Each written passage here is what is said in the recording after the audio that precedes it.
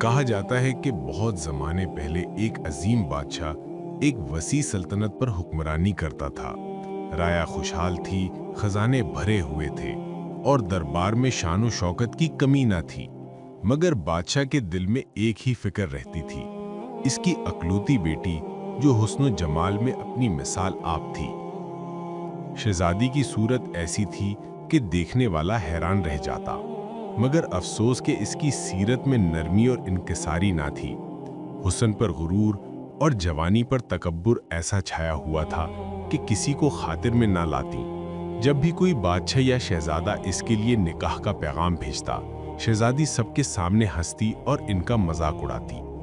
کوئی شہزادہ فربا ہوتا تو کہتی یہ تو گولے کی طرح ہے، کوئی لمبا قد والا آتا تو ہنستی یہ تو ستون کی مانند ہے، کوئی چھوٹا قد کا ہوتا تو کہتی یہ تو چھوٹو ہے، کسی کی رنگت گوری زیادہ ہوتی تو تانا دیتی یہ تو سفید چوہا ہے، اور ایک شہزادے کی گھنی داڑھی دیکھ کر کہا لگایا یہ کیا اپنے چہرے پر جھاڑ جھنکار سجایا ہے۔ یہ گستاخیاں سن کر دربار کے وزراء بھی حیران رہ جاتے، مگر بادشاہ کا دل غصے سے بھرنے لگا۔ ایک دن جب شہزادی نے سب مہمانوں کو برے الفاظ میں رسوا کیا، بادشاہ نے سب کے سامنے اعلان کیا، بیٹی کی رضا ہو یا نہ ہو، آج کے بعد میں اس کا نکاح ایسے شخص سے کروں گا جو اس کے غرور کو توڑ دے اور اسے عاجزی کا سبق دے۔ یہ سن کر شہزادی کے کہکہے خاموش ہو گئے، مگر تقدیر کا فیصلہ لکھا جا چکا تھا۔ کچھ دن بعد ایک فقیر صفت جوان دربار کے دروازے پر آیا۔ اس کے کپڑے پرانے تھے، ہاتھ میں بانسری تھی، چہرے پر مسکین سی مسکراہٹ۔ بادشاہ نے اسی کے ساتھ شہزادی کا نکاح کر دیا۔ شہزادی مجبوراً اس کے ساتھ روانہ ہوئی، دل میں آگ بھری ہوئی تھی مگر زبان پر خاموشی۔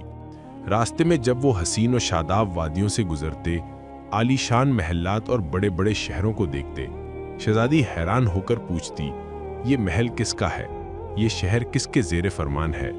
فقیر صفت شوہر مسکرا کر کہتا یہ سب اس شہزادے کا ہے جسے تم نے داڑھی کی وجہ سے مذاق بنایا تھا، اگر تم اس سے نکاح کر لیتی تو یہ سب تمہارا ہوتا۔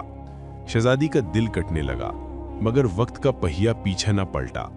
آخر کار وہ ایک چھوٹی سی جھونپڑی تک پہنچے۔ شوہر نے کہا یہی میرا گھر ہے، اب یہی تمہاری دنیا ہے۔ اب وہی شہزادی جس کے سامنے سینکڑوں خادمات حاضر رہتی تھیں، خود جھاڑو دینے لگیں، چولہا جلانا اور کھانا پکانا سیکھا، مگر ہاتھ نرم تھے، جل جاتے، کٹ جاتے۔ کبھی شوہر لکڑیاں کاٹنے بھیجتا، کبھی پانی بھرنے، کبھی کپڑے دھونے۔ شہزادی رو رو کر کہتی میں یہ سب کام نہیں کر سکتی۔ شوہر کہتا پھر برتن بنا کر بیچو۔ شہزادی نے بڑی مشکل سے مٹی کے برتن بنائے اور بازار میں بیچنے کو بیٹھی۔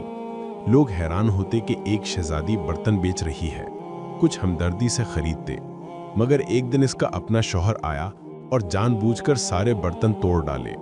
شہزادی روتی رہ گئی۔ شوہر نے کہا یہ کام بھی تمہارے بس کا نہیں، غرور کرنے والوں کے ہاتھوں سے سب کچھ ٹوٹ جاتا ہے۔ آخر کار شوہر نے اسے محل میں نوکری دلا دی۔ اب شہزادی دن بھر جھاڑو دیتی، برتن مانجتی اور شام کو بچا ہوا کھانا لاتی۔ وہی شہزادی جو کبھی سونے کے برتنوں میں کھاتی تھی، اب دوسروں کا بچا ہوا کھانے لگی۔ غرور کی آگ ٹھنڈی ہونے لگی، آنکھوں کے آنسو اس کے دل کو دھوتے رہتے۔ ایک دن محل میں بڑی شادی کی تقریب تھی، شہزادی خادمہ بن کر کام کر رہی تھی۔ اتنے میں ایک شہزادہ نہایت شان و شوکت کے ساتھ آیا۔ اس کے لباس کی شان، چہرے کا نور اور وقار دیکھ کر سب حیران رہ گئے۔ شہزادی نے جیسے ہی نظر ڈالی دل دہل گیا، یہ وہی اس کا شوہر تھا۔ وہ قریب آیا اور نرم لہجے میں کہا کیا تم نے پہچانا؟ میں وہی فقیر صفت شخص ہوں، میں نے تمہارے غرور کو توڑنے کے لیے یہ سب کیا۔ میں نے برتن توڑے، میں نے تمہیں نوکرانی بنایا تاکہ تمہیں عاجزی کا سبق ملے، مگر حقیقت میں میں ایک شہزادہ ہوں اور آج یہ تمام جشن ہماری شادی کا ہے۔ یوں شہزادی کو دلہن بنا کر لایا گیا۔ اس دن سے اس کے دل سے غرور ہمیشہ کے لیے نکل گیا۔ اس نے عاجزی اور شکر گزاری کی زندگی اختیار کی۔ سبق: اے سامع، جان لے کہ غرور کرنے والا آخر کار ذلیل و خوار ہوتا ہے۔ حسن و جوانی فانی ہے، مگر عاجزی اور اخلاق باقی رہنے والی دولت ہے۔